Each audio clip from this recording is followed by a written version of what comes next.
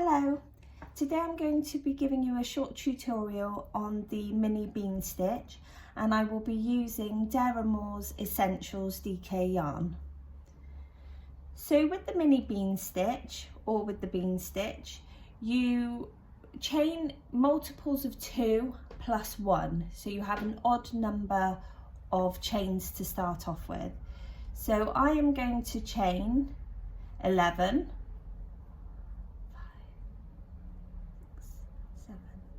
8, 9, 10, 11. Now notice it's not overly loose, this chain, but I don't want it to be tight either because it's going to pucker up as you work. So if you make it a nice loose but not too loose chain, then you will have a happy item when you've finished it. So what we do with the bean stitch is we work in the third chain from the hook. So 1, 2, 3. We insert the hook into the chain. We yarn round hook, pull through loop, yarn over hook, insert it into the same loop, yarn round hook, pull through. You've got 4 loops on your hook, yarn over hook and pull through. Oh, there we go. And pull through. Okay, to finish the stitch, you chain 1 and that closes the stitch and you have 1 bean. We then skip a chain and we go into the next. Again, insert hook, yarn over, pull through loop, yarn over, insert hook, yarn over, 4 loops on hook, yarn round hook, pull through all 4 loops and chain to close. We do that to the end, so you skip another chain, into the next chain, or if I get into that chain, there we go, yarn round hook, round, in again, 4 loops on hook, close with a chain. I need to give myself a bit more yarn, there we go. Skip 1 chain, into the next chain,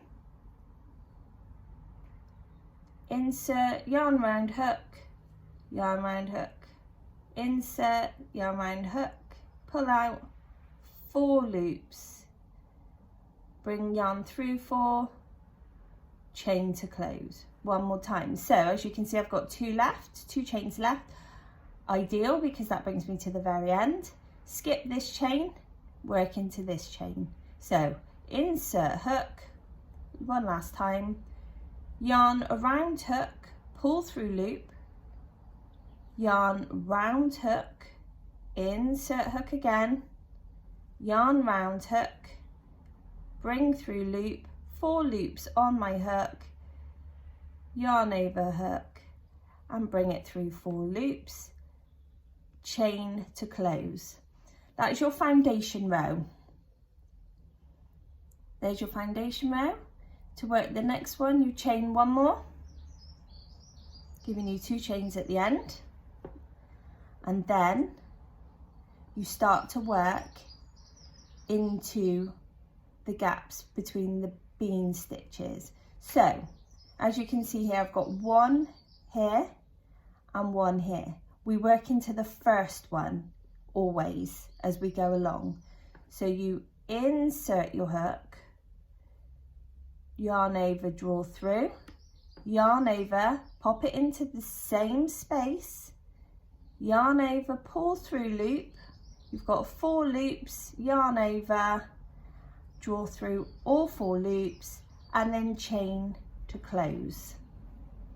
There we go, there's your bean stitch, and it's on a slant, so they almost make a little zigzag pattern as they go. Then we go again, there's the first gap, there's the second gap, insert hook, the first gap, draw through loop, yarn over hook, insert into the same space, yarn over, draw through, 4 loops on hook, yarn over, draw through all 4 loops, yarn over and chain to finish. And you do that to the very end, which gives you this lovely pattern. This stitch is great. It provides texture, but it's really squishy as well, so it makes excellent blanket.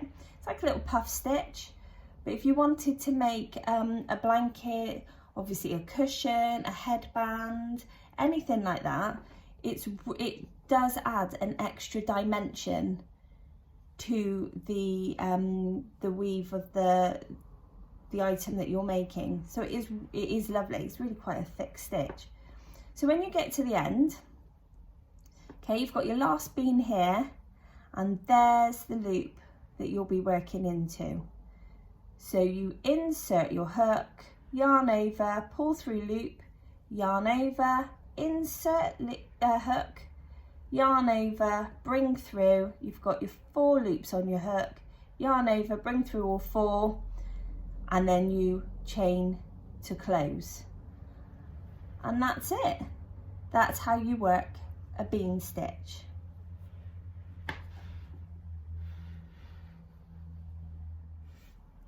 So when you're working the mini bean stitch into your row of stitches before, you don't have a chain as in your foundation row, but if you can see here, you've got a hole there and a larger hole there. And when you're working your mini bean stitch or your bean stitch, you work it into the first hole. So you insert the hook, yarn over, pull through, yarn over, insert the hook into the same space, yarn over hook, pull through loop, and you've got 1, 2, 3, 4 loops on your hook, yarn over, and you pull through all 4 on your hook. You then create a chain to close the stitch, and then you go to the next one. So here's your bean, here's the first gap, and there's the second larger gap. You work into the first gap, yarn round, pull up a loop, yarn over, insert hook, yarn over, 4 loops on hook, yarn over, draw through all loops, chain to close. Okay, and you do that all the way through, making sure that you've got the right hole that you work into, and you create a row of bean stitch. Do you see how that's working there? So you're almost working into the diagonal of the stitch before. So yarn in, yarn over, pull through loop, yarn over, insert hook, yarn over, pull through 4 loops on hook, chain to close. And we do that all the way across until we get to the end. Give myself some more yarn. Yarn in, make my bean stitch. For the full bean stitch, you repeat the process of going over 1 more time, so it gives you a slightly thicker bean there. Do you see? But we're going to carry on the mini bean stitch all the way along. There we go. And when we get to the end, it couldn't be simpler. You work your stitch as normal, and then you just chain 2 and turn your work.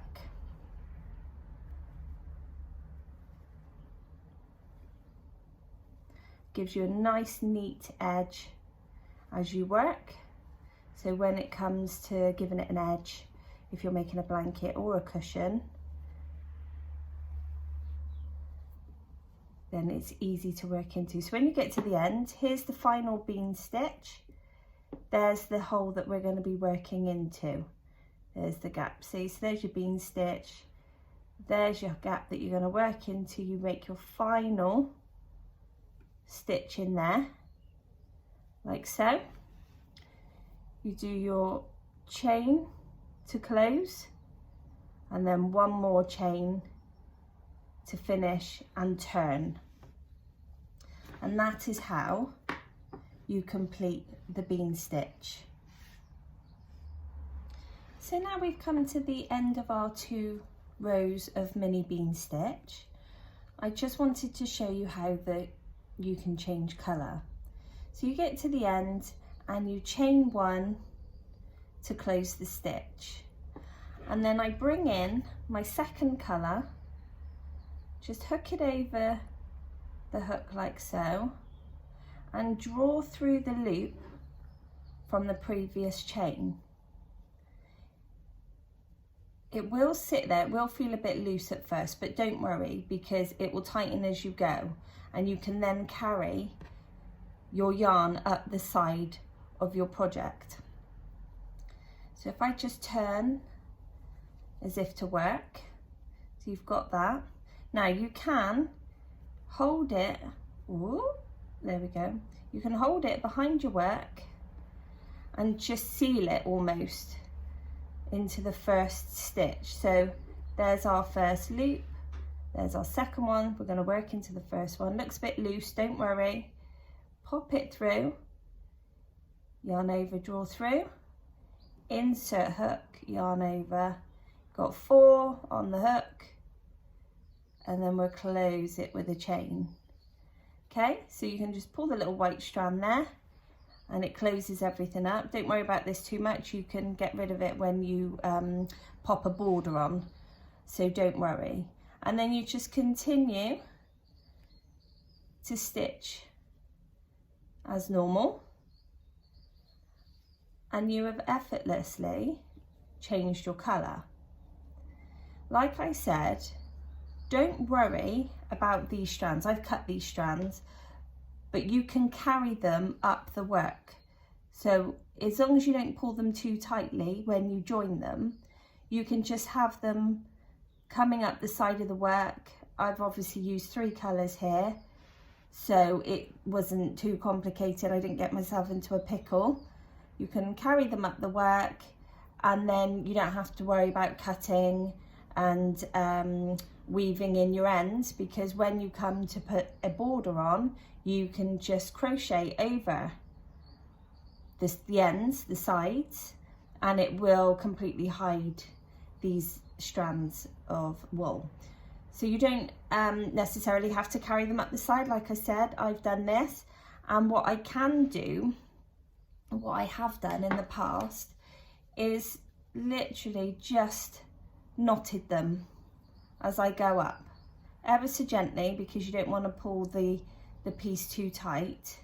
But if you do that and just cut off these little strands, not to the end, but just leave about that much, again, it creates a secure fastening on the end, and then you can just crochet them into the border or whatever you want to do with the side.